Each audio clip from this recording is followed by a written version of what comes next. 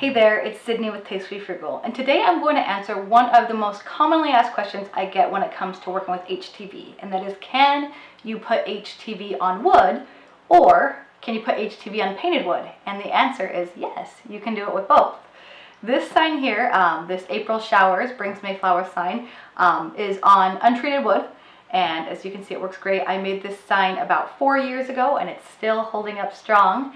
And then today we're going to make this sign. This is a really fun fall sign that we're using, or that we're making, and it is on chalk painted wood. So I'll show you how to do put HTV on chalk painted wood. We'll also share some tips on painting the wood and things like that. But the process to make both signs is absolutely the same, and you can definitely use HTV on both types of signs. Now, some HTV does work better than others on wood. I personally prefer Glitter HTV, an actual Glitter HTV versus twinkle or sparkle, just because it does give it that little extra sparkle, but it's also a thicker material, so it holds up better on wood. One thing I should say, when you are using HTV on a sign, whether you use Glitter HTV or regular HTV, Easy Weed, or foil, any other kinds of HTVs, it is not meant to hold up to the elements. It's not meant to hold up to rain, to sunshine, to snow, things like that. So if you are using HTV on a sign, make sure that it is going to be for indoor use only. If you're making an outdoor sign, I definitely suggest using either paint, like making a stencil and painting it, or using permanent vinyl on an outdoor sign. A few tools that will come in handy when we are making these signs. First, you want to have some quality paint brushes.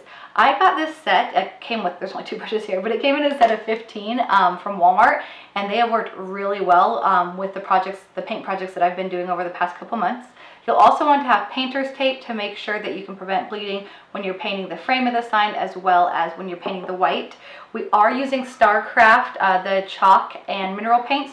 The white is the linen white, which I absolutely love this look of the linen white. It really it gives the signs a farmhouse look. And then we are also going to use the navy sign. Now let me show you some of the other, or another sign that I made with this navy chalk paint. I made this fall in love sign with the navy chalk paint and then blush for the pumpkins to go with my fall mantle, and I really love the look of this navy. It's a really good fall color. So if you're looking for a good fall color, coral with the Starcraft chalk paint, it's called coral, but it's really more of a pumpkin color. This navy and blush are really good fall colors. And then the HTV I'm using is Caesar Glitter HTV. I'll tell you the specific colors as we cut those out. But let me first hop into Design Space to show you a few things when it comes to cutting your HTV, and then we'll also go over tips on painting the wood sign when we get to that point as well. Okay, so we have our design uploaded in Design Space, and it's sized for the sign we need. And you'll see here that there's about 10 different layers. So there's 2 different ways that we can cut this out. We can select the colors that are the same and weld them together so that it cuts just as we see this. So we'll go ahead and we will do this with all of the layers. You can see here that there is, instead of 2 layers of the orange, there is 1. We'll do the same with the hay rides and the football. Weld those together so it makes 1 layer. Next we'll do harvest and cold weather. Then once those are welded together, we'll do apple cider and or bonfires and sweaters. And then last but not least is pumpkin spice and apple cider. So once everything's welded together, we now have 5 layers instead of the 10, and we'll click Make It. Now the only problem with this is, as you can see, it's a lot of wasted space. So that is going to be wasted HTV. And because when we're working with 5 colors, that's a lot of wasted HTV. So let me show you a different way to do it. Because we haven't saved the project yet, I'm going to go ahead and undo everything so that we have all 10 layers again. Once we have all 10 layers, we will click Make It one more time. And as you can see, Cricut automatically lays things out on the mat so that you have the least amount of wasted material. Since we're going to be cutting these down anyway, which I'll show you in just a bit, this is the way we're going to go. So first thing you want to do is mirror at all 5 mats.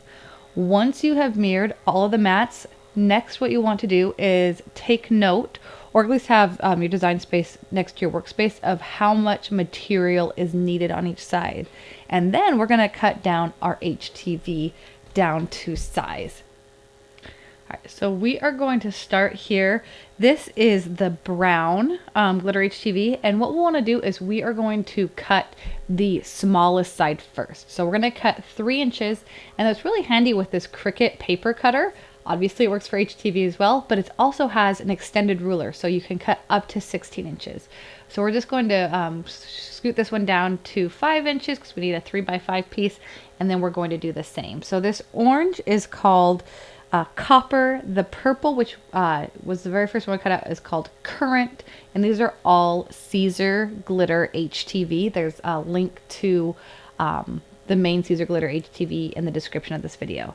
This is the black gold, which I think is a perfect fall sweater color. And then last but not least, we have dark green. Once we have that cut down to size, then we'll go ahead and load all of our HTV onto our mat. I do like to use a standard grip mat or a more sticky mat when we're working with Glitter HTV, and make sure to do the shiny side down on the mat. Now, whether you're using the Caesar brand Glitter HTV or Cricut brand, I found that the Glitter HTV setting cuts beautifully for any brand of Glitter HTV. If you're using the Caesar Twinkle or Sparkle, which is doesn't have like the chunky glitter feel, definitely don't use the Glitter HTV on those because it'll cut through. Those work better on just everyday iron-on. But when you're using the chunkier Glitter HTV, make sure that you are cutting out on Glitter HTV, and that will make it easier to cut, especially for these some of the script letters. You want to make sure that you're getting the cleanest cut possible so that it's easier to weed in the end. Okay, we're going to take a break from the HTV, and let's go ahead and paint our sign, since it does need to dry for a little bit before we can put the HTV on it. But one thing I love about the StarCraft chalk paint is how quickly it dries. This is definitely a project that you can get done in like an hour, hour and a half. So what I'm doing first is I am going to put painter's tape around the edges of this frame. So that way I'm painting the base first. I'm going to paint that linen white, and I want to make sure that I don't get any paint along the edges of the frame, and then I'll paint the edges of the frame afterwards. But I'm just putting painter's tape all along this frame, and then once we have the painter's tape on and make sure it's tight and secured, we can start painting. As I mentioned, this is the linen white color. Once you are getting ready to use it, go ahead and shake it up for a good 30 or 45 seconds, and then I just dip my paintbrush right into the jar itself. Now you do want to paint along the grain. So this it's a square, so I guess you'd have to turn it to go left to right, or up and down, but I turned it so I am painting it left to right, and this is going along the same wood grain. That way it's going to look the most natural. Once you have your first layer done, you do want to make sure, if you are doing a second layer, that it is completely dry. However, this paint, like I mentioned, dries really quick, and I really only had to wait about 5 minutes for the first coat to dry before I started the second coat. So the first coat's dry, this is the second coat, and you can see it has really good coverage too. That is one of the other things that I really like about the StarCraft chalk paint, is the coverage on it is amazing. Next, we're going to go ahead and paint the frame, and I just put paint along the edges of the base, similarly as I did when I was painting the white, but this way we're going to protect the white base or front of the sign when we are painting the navy. Now this navy, when you're putting it on, it looks pretty light at first, but it does darken up as it dries. So don't be surprised when you're painting it if you're like, oh wow, this is not really navy, this is more of a blue. It darkens up quite a bit. As you saw on the Fall in Love sign that I did with the pumpkins, that was only one coat of navy, and it was pretty dark. This is where having a quality brush comes in handy, and having a set that has multiple sizes. I was able to use a smaller brush size for the inside frame on this piece. This way it makes it easier to get in some of the nooks and crannies, and it's easier to fit into the inside piece of the frame. Once you have the inside of the frame done, so I always paint the face of it and then the inside of the frame, and then after the inside of the frame is done, I will paint the outside of the frame, and I'll use that bigger brush on the outside of the frame. I don't know if you can tell here, but I do have wax paper down, so don't worry, I'm not painting on my table, but chalk paint cleans up really, really well. So if you do happen to get it on your table, or as you can see, I'm not using gloves, I have it on my hand. As long as you wash your hands really well, or even clean the table with a baby wipe, it comes off really easily. So once we are done with painting, we're going to let that completely dry, and we are going to weed away any excess HTV we have for our design. I've mentioned this in other videos, but I always like, whether I'm working with HTV or iron-on, I always start weeding in the top left corner and then weed pulling away at an angle. It makes it so that you don't have as many extra pieces you have to weed out. But once we have all of our designs weeded, what we're going to do is we are going to cut our the backing down as close as we can to the letters or to the HTV. That way since we are creating that subway art, we can get the pieces of HTV lined up pretty close without any overlap. If you do have overlap of that plastic backing, it can make it so that your HTV does not adhere to the wood or whatever surface you are putting your HTV on. So once we have everything cut down to size, then we are going to go ahead and peel away the backer, or not the backer, peel away the painter's tape on the frame of this sign. The stab and grab tweezers that I was using to weed the HTV work really well with getting rid of the painter's tape. Also, these are the stab and grab tweezers and the X-Acto knife are my favorite craft tools to have. They have so many different ways you can use them. Now, when we are lining up our design, I like to have my phone or my design space right next to the design so I can see how everything needs to line up. This especially comes in handy in subway art designs or designs like this where you have a lot of colors. It can be tricky to try to remember where everything goes or make sure everything's lined up how you want to line it up. Now, this is probably the longest part of the project, is making sure that you have everything lined up exactly how you want it. So as you can see here, when I get, I actually lost the football sign here for like 5 minutes. I could not find it, but we found it.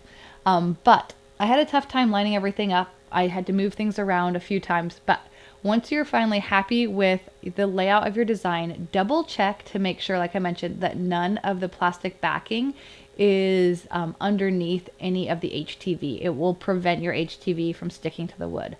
But we look all good here. So once we make sure everything is, there's nothing overlapping, we are ready to start preheating our Easy Press. We are using the Easy Press Mini, and I'm just going to preheat it to the second heat setting. This is the setting that I use for 90% of the projects I do with the Easy Press Mini. And then I'm going to put down a piece of butcher paper. I get this with the infusible ink transfer sheets. If you don't have any, you can definitely use parchment paper.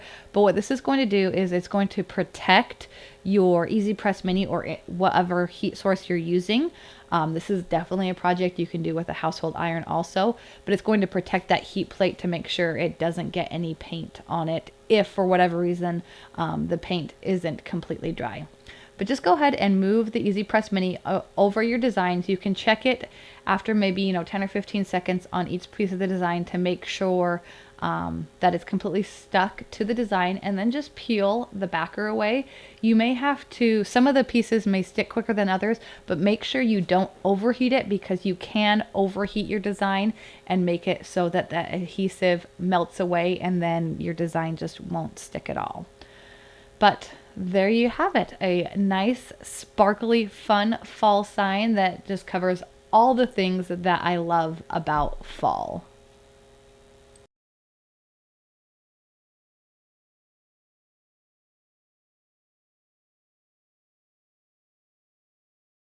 I really love using HTV on signs if I'm short on time and I don't have time to let paint dry. It's also a really easy beginner project, so if you don't have chalk paint and you have a wood sign, you can get these signs from any hobby store. You can leave them unpainted, you can use acrylic paint, really you can use any kind of paint, and the HTV holds up on it really well. Just make sure, like I said, to use the parchment paper to protect your heat source. I really like the Easy Press Mini with making these signs because you can get into all the corners, as I mentioned in the videos. But if you have any questions, go ahead and leave them in the comments. And I would love to have you follow Tastefully Frugal on Facebook. You can find me on Instagram or on YouTube as well. Have a great day. We'll see you next time.